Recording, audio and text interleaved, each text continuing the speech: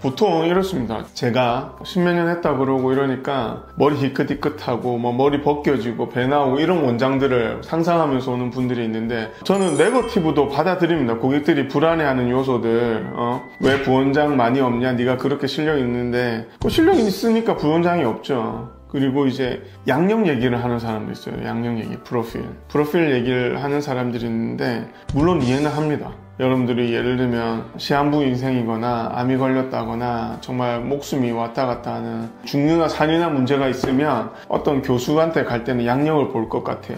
그런데 제가 하는 일은 어찌 보면은 여러분들의 바이탈하고는 상관이 없기 때문에, 특히나 이제 바디필러 같은 경우에는 전문 과목이 없어요. 근데 제가 한국에서는 잘 안 하는 이유가 뭐냐면은, 세미나를 이거는 2, 3일 배워가지고 몇 달 배워가지고 할 수 있는 게 아니에요. 할 수 있는 게 아니니까, 제가 뭐 원장들 보면은 원장 소개란에 엄청 이렇게 많이 써 있는 원장도 있어요. 그런 원장의 어떤 스타일도 저는 존중을 해요.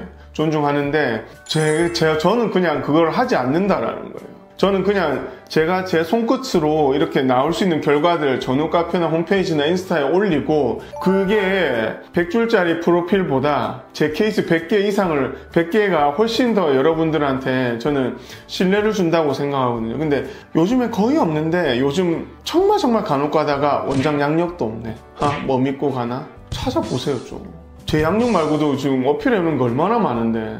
그리고 저는 고객님들한테 보여줄 케이스가 엄청나게 많기 때문에, 진짜 요즘은 원장님 케이스가 너무 압도적으로 잘 된 게 많고, 원장님이 편집 보정을 안 한다는 걸 지금 10년 넘게 얘기하고 있어요. 편집 보정을 한 적이 없어요. 이거랑 똑같은 거예요. 편집 보정하는 원장들은 라이브 진짜 못하는 가수인데 CD 틀어놓고 노래 부르는 가수랑 저는 다를 바 없다라고 생각합니다. 라이브 하면 이제 다 미천 드러나는 거죠. 그래서 편집 보정하면 안 되는 거예요. 이걸 보는 원장들도 편집 보정 절대 할 생각하지 마세요. 그래서 제가 다시 돌아와서, 양력은 저는 사실 넣을 것 같진 않아요. 계속해서. 지금 현재 제가 어떤 시술 값을 내느냐가 중요하지, 과거에 제가 어떤 뭐 학회에 있었다, 정연, 그 돈 내면 다 가입할 수 있는 거예요. 양력을 표기 안 하는 이유는, 그게 고객님들한테 무슨 개런티를 해줄 수 있냐 이거예요. 그건 제 소신인 거고, 프로필을 잘 쓰는 원장들을 뭐 모함하거나 디스하는 건 아니고요.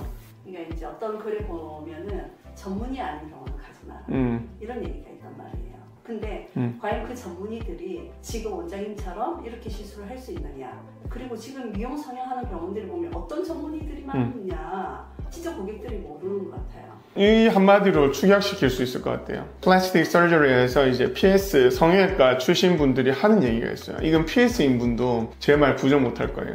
야, 결국 개업하면 새로 배워야 돼, 이럽니다. 그 말은 트레이닝 때 못 배웠다는 거예요. 우리가 한국의 어떤 PS는요, 리컨스트럭션입니다. 뭐냐면 사고 나서 지디겨지고 함몰되어 있고, 그야말로 미용은 신경 안 쓰고 그냥 기능을, 펑션을 할 수 있게끔 어떤 겉을 복구하는 거예요. 대학병원에서 그 누구도 예쁜 가슴에 대한 정의, 어깨를 어떻게 만들고, 가슴은 어떻게 만들고, 힙은 어떻게 만들고, 예쁜 골반이란 뭔지 미학적인 개념 자체도 배우질 않아요. 근데 어필할 건 이제 전문의라는 타이틀밖에 없죠. 저도 인정해요. 일반인보다 전문의가 뭔가 프로페셔널해 보일 수 있다는 거.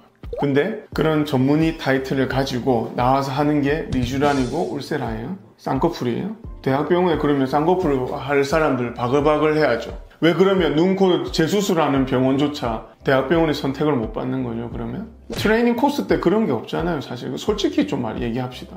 그런 거 가르쳤으면 저도 들어가서 배웠을 거예요. 제가 정말 배 잡고 웃었던 적이 있는데, 제 대학병원의 수술방에 수술하는 인디케이션 적응증이 플랫 노즈예요. 코가 낮아서.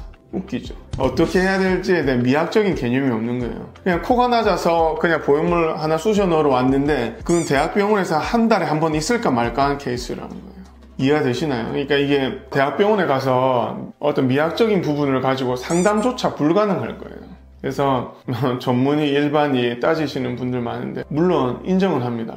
일반의가 그냥 나와가지고 수련 없이 저처럼 진짜 피땀 뼈를 깎는 노력을 해가지고 이 자리까지 올 수 있을 확률은 굉장히 저는 낮다라고 보는데, 역으로 전문의도 아무리 자기가 트레이닝 때 많이 배웠지만 여기서 나와서 미용 시술을 하는 거는 완전 디퍼런트 스토리입니다. 학생 때는 책으로 배웠던 거를 이 현실하고는 좀 다르잖아요. 보세요. 영화평론가가 영화 잘 만드나요? 교수가 수술 잘하나? 그런 거는 전혀 아니거든요. 뭐냐면 아는 거는 많아요, 전문의가. 저는 그건 인정합니다. 자기 분야에.